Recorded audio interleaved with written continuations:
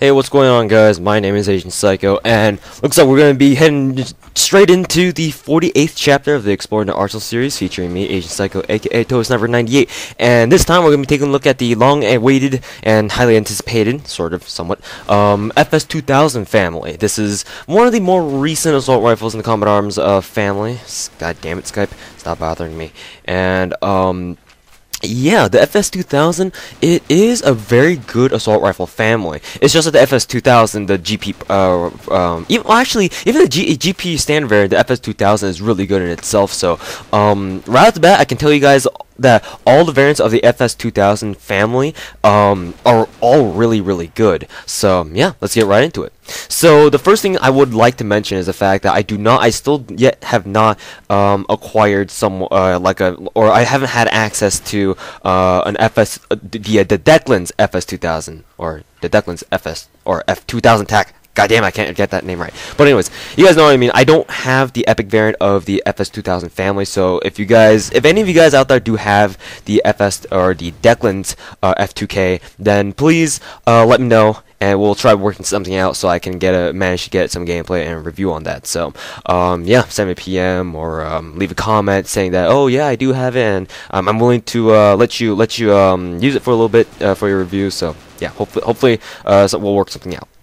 So let's jump into the review on the FS2000 assault rifle. Just a little bit of background information on it. It is a Belgian weapon according to Combat Arms Wiki, and it is technically designated as the FNH FS2000. So there you go, a little bit of gun background for you. And in terms of Combat Arms, it is unlocked at the rank of Sergeant or the Command Sergeant Major 1, and it costs 1100 GP a day. But now because the one-day sales are gone, it costs 5,390 GP for a week. So there you go. Moving on to the actual statistics, the FS2000 just right off the bat is actually is not very similar to the M416 because funnily enough, when Combat Arms released the FS2000 about a year ago or so, I remember Baxter making a video on the review on the FS2000, and he said that its statistics are actually quite similar, if not identical, to the M416s, but I still don't like it. Looking at the statistics on Combat Arms Wiki, they're not exactly the same. I mean, the damage and the rate of fire are identical, but the portability and the accuracy and the recoil seem to be a little bit off. I mean, it could be Combat Arms Wiki that has fucked up the statistics here, but I'm just gonna go off with what Combat Arms Wiki has as for their numerical statistics. So here we go. So the damage on the FS2000 is a 38, so obviously it's the same as your M4A1 or your M416, so it's got a pretty good damage. It's not the highest, obviously, but it's still pretty good. And once again, like medium 4-shot kill, 5-shot kill at long range, and it drops off from there. In terms of this damage drop-off, I want to say that the damage drop-off for the FS2000 is a little bit less than the M4A1s. I feel that the M4A1 has a better damage drop-off. God damn it. Stupid Skype thing. I feel that the M4A1 assault rifle has a better damage over range capability than the FS2000, but just only barely. So it's not too much to it's not something too much to worry about. So moving on to the portability. Portability, according to Combat Arms Wiki, is a very low 57. This means that it is as slow as the G36E, or I think the AK is 55. So G36E or Steyr AUG A1. So but in all practicality, it's like the AUG A1. I don't feel that the FS2000 has that low of a portability. I would say that it has like a 60 portability, 61 portability, maybe a 59 portability, but definitely not 57. It's not as heavy as a G36E, at least in my opinion. So rate of fire, like I mentioned before, it is the same as the M416s or the other M4A1 variants, except for the Rec 7, that is, at 74. So it does fire pretty fast. That means that its overall DPS time is pretty high for what it is. Accuracy, it has an 84 accuracy, so this is higher than your other M4A1 variants here at 84. So obviously this means that it has a very good accuracy over range, and you get to shoot people at long range pretty accurately. Let's see how many times I can say accurately and say 7s. Anyways, as for recoil, now here's where things get a little bit hairy. According to Combat Arms Wiki, the FS2000 has a recoil of 68. Now, if you think about this, the G36E also has a recoil of 68, and the AK-47 has a recoil of 70. So we're apparently looking at a weapon that has like M4A1-ish stats, but also the recoil of a G36E. Now, I don't think this is very accurate because by no means is the FS2000's recoil at all in terms of whether it be we're talking about its recoil spread or recoil kickback.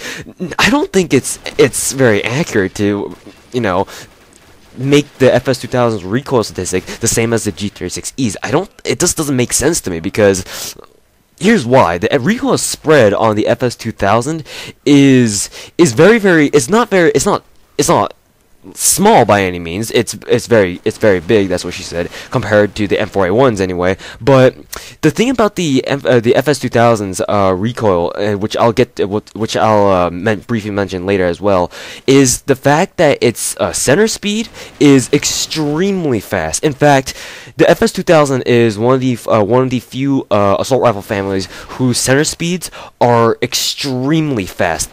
Among the fastest in the game. The only other assault rifle family that I can think of right now off the top of my head, maybe there's a few more, but the FAMAS family also has the same extremely fast center speed as the FS2000, albeit the FAMAS had a lower recoil rating to begin with. So the FS2000 has the same kind of center speed, so that's why I feel that its overall recoil doesn't compare to the G36Es in any way. I mean, sure, it might expand a little bit faster than the M4A1s, but it's not by much, to be honest. So whether it be you're spraying from the hip or you're tap firing while scoped in through your ACOG sight or whatever kind of sight you may have, the recoil is by no means anywhere near the G36Es. So please do disregard the fact that it has 68 recoil, because it's a lot less than that.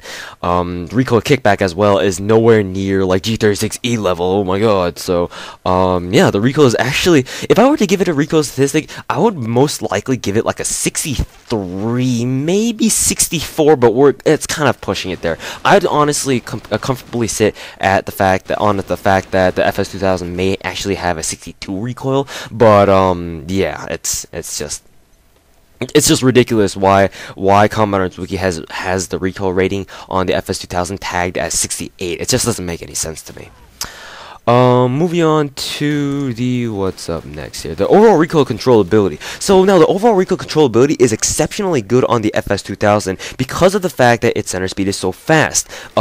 Because if you guys don't know what I mean by center speed, the center speed is the weapon mechanic of your particular weapon that dictates how fast your hipfire spread snaps back to normal after you're done firing. So let's say you're spraying a few bullets with your G36E a little bit here, and you're going through halfway your clip, and you're also strafing as well. So by that point, your crosshairs will be pretty large on your screen. So what I mean by center speed is how fast those crosshairs return back to their original size after you're done firing, like say because you're reloading or you're just not shooting anymore. That's what I mean by center speed. In terms of the FS2000 has an extremely fast center speed, one of the fastest center speeds in the game as for assault rifles, in fact, because you can definitely see this when you're just jumping up and down. You can see that the crosshairs snap almost immediately back into their normal position after you're done jumping. So yes, because of the center speed, the recoil controllability is very, very good. This also will help you out a lot in terms of you have to shoot through like waves of enemies. Like you see one guy alone and you shoot him, and then right after you kill that guy, another guy comes around the corner and starts spraying you, and you need to immediately you don't have time to reload, and you just need to kill that guy with the remaining amount of bullets you have left in your clip. That fast center speed will come very handy in situations like those, and I'm pretty sure lots of you guys have run into those situations where you shoot one guy, you kill him, and another guy comes out. You shoot that guy too, you kill him, another guy comes out. So in those situations, center speed would really fast center speed, especially on the FS2000, is very, very useful. Tapfire Ability. Tapfire Ability is very good on the FS2000, though I would like to mention the fact that if you do indeed decide to customize the barrel, in other words, you modify its accuracy and its recoil, the Tapfire Ability may become a little bit worse. So I would like to suggest, I would like to advise against that. I have been using the FS2000 lately with all its customizations, and the Tapfire Ability, like as I played with it, wasn't too bad, but I honestly prefer the non-customized FS2000's Tapfire Ability. It's just a lot better. It's kind of like the M416's Tapfire Ability, but it's like one half notch below, but it's still very good at Tapfire. Just don't customize it. Sprint Drawback. Sprint Drawback is I want to say like a little bit faster than normal. I don't know, but it's still pretty good. It's still pretty fast, pretty moderate. So nothing too special there. Draw speed is pretty moderate too. I mean, it might be a little bit faster than your M416. But I don't know. It's just me trying to compare draw speeds in my head. But you know how that works. Center speed, we've already covered that. It's got one of the fastest center speeds in the game. That's it, and that trait sticks with all FS2000 variants. So that's very good. Meaning that's like a family-wide characteristic that you can find and enjoy. No matter what kind of variant you're using. Reload speed is quite moderate. It's pretty decent. So nothing too special there. Fire modes on the FS2000 is fully automatic only, so nothing too special there either. Luck, as for luck, I want to say it's a little bit on the lower side. I don't recall getting lots of headshots with this weapon, so if you're looking for a lucky weapon that'll give you a lot of lottos and random headshots, then the FS2000 is probably not for you. At least from me anyway. Ammo capacity. It has a standard ammo capacity at 30 rounds in magazine and 90 in reserve, so nothing too special there. Moving on to the muzzle, or actually not the muzzle noise, the key physical characteristics. So, if you guys have ever played Modern Warfare 2, the FS2000 has the same gun model as the F2000 from Modern Warfare 2. It just has like a, I don't know what you want to call it, like a tannish, maybe a metallic greenish skin to it, other than the top rail, the barrel, and the muzzle, and the foregrip directly underneath the barrel. So and of course it's magazine too. So wow. It looks kind of futuristic, to be honest. Like, it doesn't actually have like a grip, but it has like one of those grips where, you know, you have to stick your thumb through the hole. Yeah, sexual innuendos, I know. And then you have to, you know, yeah, it just looks pretty futuristic for what it is, but it's still cool gun design. Muzzle noise is, I'm not gonna imitate the gun noise. Sorry. The FS2000 has a really kind of deepish, but it's not exactly too deep. It's got a little ping to it that's pretty characteristic of the FS2000. So it's pretty deep frequency, and it's kind of hard to hear at long range, but it's still pretty loud for what it is. So and also, I was under the impression for a time that the FS2000 and the F2000 Tactical had the same firing noise, until when I actually was getting gameplay for these reviews, I actually realized they don't exactly have the same gun noise. So the F2000 Tacticals is actually a little bit lighter. It's actually a little bit higher pitched than the FS2000. So that's one way you can tell whether or not someone's using just the GP standard variant or the NX standard variant. Moving on to the attachment options. Fortunately, on the FS2000, you can attach any kind of customization or modification you want. Sights, suppressors, magazines, they're all good. Moving on to the whether or not fire team worthy. I mean, it is assault rifle, so naturally it would be pretty good at fire team. There might be a little bit some better assault rifles to bring along with you to fire team, but the FS2000, if this is one of your favorite guns, then by all means bring it with you to fire team. Quarantine worthy. Well, just going by statistics here, I don't really think it's worth for quarantine. In fact, I don't really think you should bring assault rifles at all to quarantine. So, yeah, just my very short 2 cents on that. As for, actually, hold on, the FS2000 tactic. Let's say this right.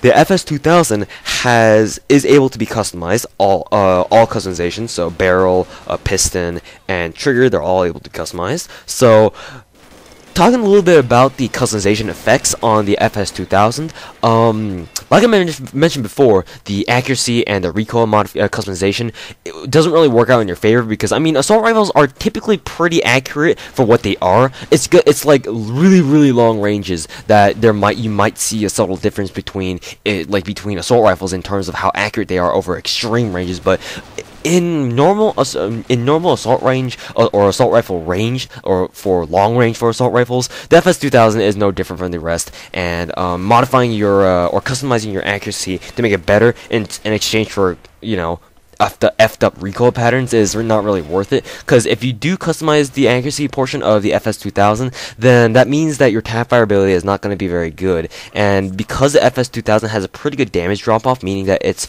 long range and middle range capabilities are actually really good, just like the M4A1 or the M416, it shouldn't be in your best interest to screw up the Tapfire ability. I mean, it doesn't screw it up as much as the M416's was. That's another story. But still, you want to have as much control over your shots while you're tap firing as you can. So the barrel portion, I don't recommend it at all. The damage, obviously, I mean, there's nothing really harmful you're doing by adding a little bit more damage onto your gun. So always, by all means, get the damage customization. I mean, it doesn't really feel like it helps too much, but I mean, you never know. It just might.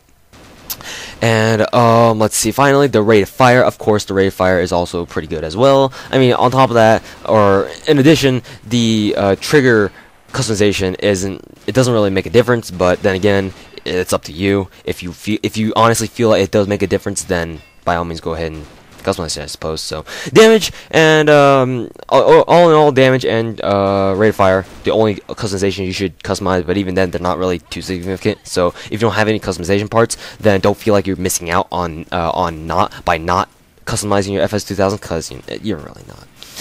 As for my frank personal opinions, the FS2000 assault rifle is actually a very good assault rifle. If you guys, I'm pretty sure there are some of you who have watched Baxter's review on the FS2000 before, and he says, oh, it's nothing special. It's actually kind of something special, because what he failed to realize is that, or I'm pretty sure he didn't talk about this, it's been some time since I watched that video, but what he didn't discuss is the fact that the FS2000 is pretty much like a combination of like an M416 in terms of like damage and rate of fire and accuracy and Tapfire ability, with the FAMAS in the fact that the FS2000 has extremely fast center speed. You combine those two, then technically speaking, you could have like a really good M416 that's really good at close range, because, you know, your center speed is always going to snap back to its original position the instant you stop firing. So this FS2000 is an extremely good burst fire rifle, especially when you're strafing around and trying to shoot down people at like middle range,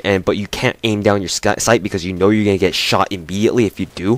The FS2000 is perfect for you because center speed, M416-esque statistics, I'll take that any day. So anyways, guys, the FS2000 is an extremely good assault rifle. It's not the best, but it is indeed up there among the better assault rifle categories. So yeah, thank you guys very much for watching, and I'll see you guys in the next review on the FS2000 Tactical, because the FS2000 family doesn't really have a GP rare variant. It only has GP standard, NX standard, and then 2 NX rares, which is kind of weird, but whatever.